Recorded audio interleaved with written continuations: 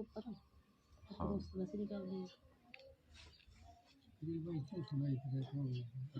अभी गांव नौसल, तहसील रूपनगढ़, अजमेर में मौजूद है हम लोग।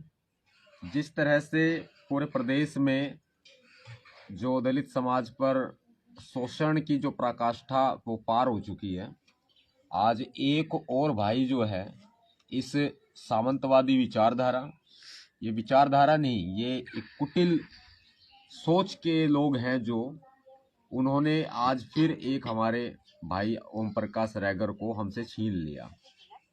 हाल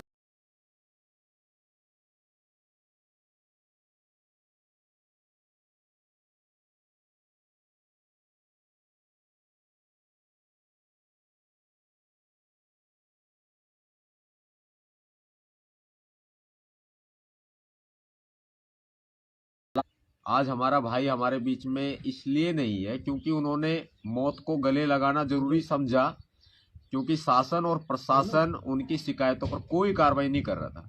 इतना बड़ा कदम उठाना वो कोई आसान बात नहीं है।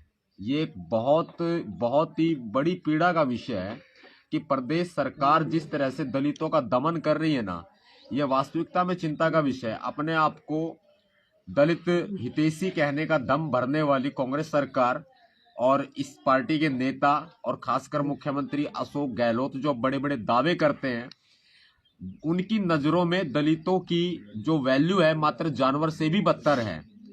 तभी ये हालात जो है वो पैदा हो रहे हैं। इतने नाम जो है उन्होंने, जैसे पुलिस ऑफिसर्स के नाम बताए, एसएचओ पूरी तरह से दोषी बताया है, गांव का सरपंच हो गया। तो हालात मतलब यहाँ तक आ चुके हैं कि एक दलित समाज का एक भाई जो है वो मौत को गले लगाने पर मजबूर हो जाता है। हालात यहाँ खराब हो जाते हैं। अभी फिलहाल यहाँ पर कुछ जांच अधिकारी भी मौजूद रहे। हमारे साथियों ने उनसे बात करने की कोशिश की तो वो लायबल नहीं है जवाब देने की। वो कहते हैं कि लोकतंत्र में नहीं जीते, राजतंत्र में जीते हैं। उनका मतलब ये है कहने का कि वो जवाब देने के लिए बाध्य नहीं है, यानी कि वो जनता के सवालों का जवाब नहीं देंगे। नीचे से लेकर के ऊपर तक पूरा सिस्टम भ्रष्ट, करप्ट और चोर लुटेरे डकैतों वाला हो चुका है। मैं कहता हूं कि इस प्रदेश में तो खासकर जो पुलिस का रवैया है और जो विशेषकर प्रशासन का और जो नेताओं का रवैया है, ये इस्तेमाल किया जा रहा है, दलितों को इस्तेमाल किया जा रहा है, उनकी भावनाओं को, उनकी संवेदनाओं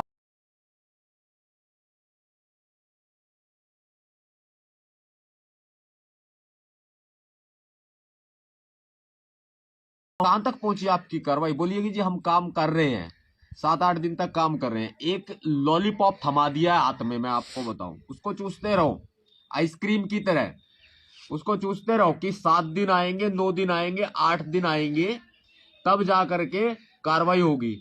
जितेंद्र मेघवाल केस में कितनी कार्रवाई हो गई? इंद्र मेघवाल केस में कितनी कार्रवाई हो गई? भाई सड़कों पर लड़ता है समाज, उठता है समाज जो है न्याय की आवाज उठाता है, लेकिन किस केस में कार्रवाई होगी और किस केस में सजा हो गई है? क्योंकि ये प्रशासन, जिस समय लोग रोष में होते हैं, जिस समय लोग गुस्से में होते हैं, तब एक समझौता एक्सप्रेस चल के आती है जयपुर से। उस समझौता एक्सप्रेस में वो लोग बैठे हुए होते हैं जो दलित समाज के हमारे कुछ नेता होते हैं, उनके होती है बोरियां उनके पास में, उन बोरियों में भरे होते हैं नोट। तो वो घूमती घूमती लोगों के बीच पहुंचती है। सबसे पहले तो उनको खरीदा जाता है जो धरना देते हैं, फिर उसके बाद में फिर धीरे धीरे करके उस केस को ही दबा दिया जाता है। पीड़ित परिवार धक्के खाता है बेचारा। जो समाज के जो वैल्यूएबल अच्छे साथी हैं वो आवाज उठाते हैं, लेकिन सबकी आवाज को दरकिनार कर दिया जाता है। कहीं ना कहीं ये ट्रेंड जो बना हुआ है ना, ये राजस्थान में आज से नहीं है, ये सालों से ट्रेंड बना हुआ है। और अब ये परिवार, हालात आपने देखे होंगे, जवान मौत किसके घर में हो उससे पूछ के देखो, किसी का बेटा जाए, किसी का भाई जाए, उससे पूछ के देखो उसमें क्या बीतती है। इस परिवार का एक ही लड़का था, जो लड़का था वो एक ही था, यानी कि पूरा सब कुछ कंधों पे उसकी जिम्मेदारियां थी परिवार की। बाद में सारी पूरे परिवार की जिम्मेदारियां, एक होनहार जो नर्सिंग कर रहा होता है, जो जो है डॉक्टरी की लाइन का, मेडिकल लाइन का एक हमारे समाज का साथी होता है, उन्होंने अपने आप को तैयार किया समाज में, देश के लिए। लेकिन लेकिन कहीं ना कहीं जो गांव में जो जातिवादी, मनुवादी, सामंतवादी जो लोग बसते हैं ना, उन्होंने उस भाई को छीन लिया। एक का भी किसी का कुछ नहीं बिगड़ा, और बिगड़ा हो तो हम बता दें। नहीं तो इस प्रशासन में और गहलोत में भाई अगर दम नहीं है ना तो हमें बताए।